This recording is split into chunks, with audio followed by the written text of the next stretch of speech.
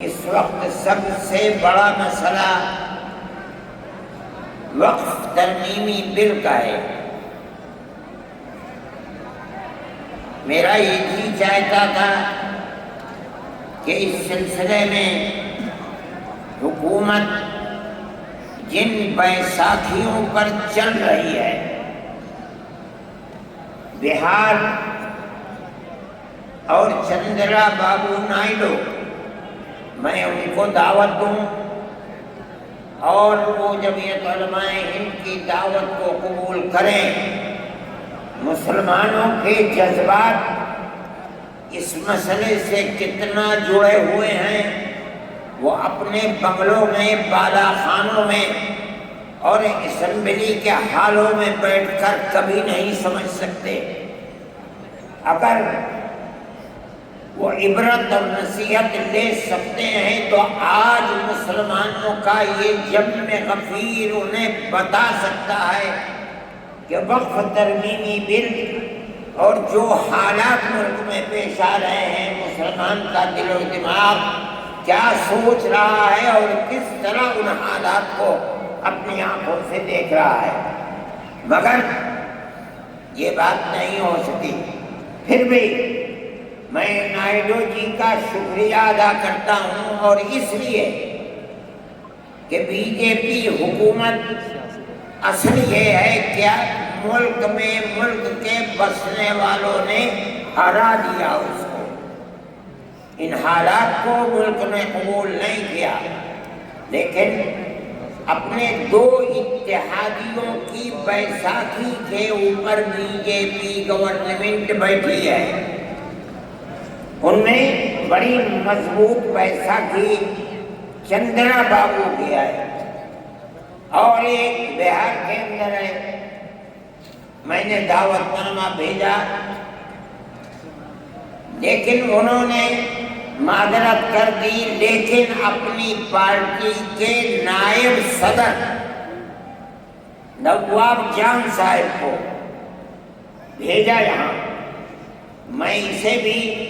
بہت بہترین نظر سے دیکھتا ہوں۔ میں یہ سمجھتا ہوں کہ مسلمانوں کے جذبات جو ادھر سے لے کر ادھر تک، یہ جم غفیر اپنے دل کی آواز گویا کہ دل کو نکال کر دکھلا رہا ہے، ترجمانی یہ جا کر کے کریں گے،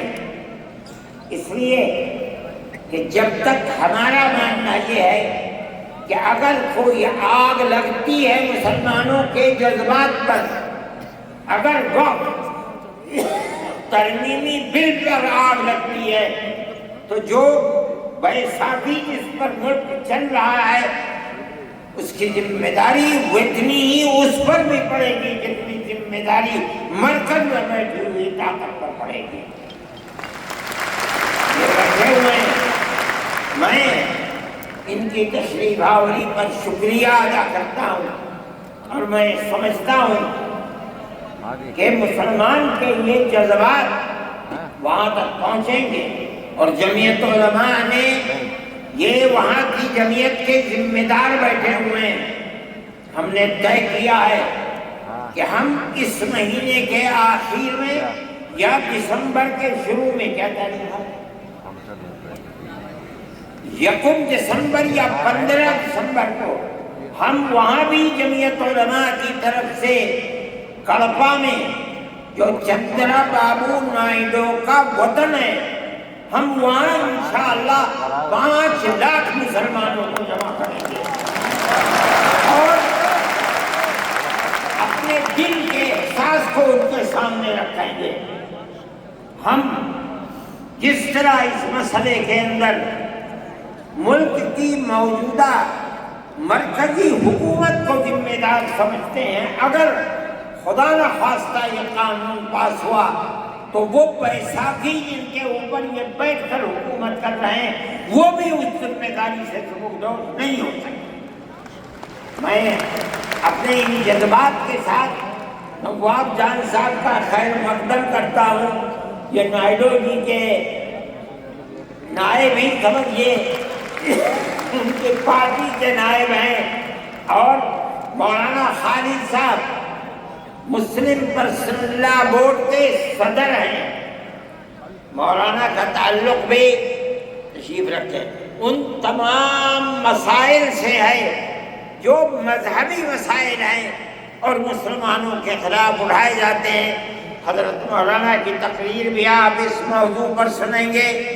اور سب سے بہترین مسلمانوں کی طرف سے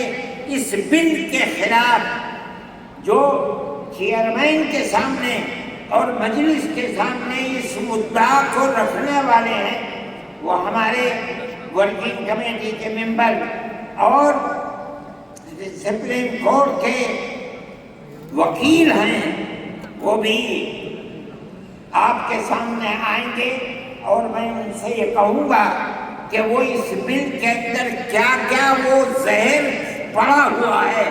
جو مستقبل کے اندر مسلمان کو نقصان پہنچائے گا۔ ایوبی صاحب، فضیل ایوبی صاحب، میں ان سے بھی کہوں گا کہ وہ آدھے گھنٹے کے اندر اپنی بات کو تمام لوگوں کے سامنے پیش کریں تاکہ یہ سمجھا جا سکے کہ اس بل کے اندر کیا زہر ملا ہوا ہے۔ اور حضرت مولانا بھی اس سلسلے میں بولیں گے۔ میں ایوب جان صاحب سے بھی کہوں گا کہ وہ بھی کچھ وقت نکالیں اور پروگرام کے اندر اپنے جذبات کو پیش کریں۔ انشاءاللہ یہ سارے پروگرام بھی ترتیب آپ کے سامنے پیش کیے جائیں گے۔ اب میں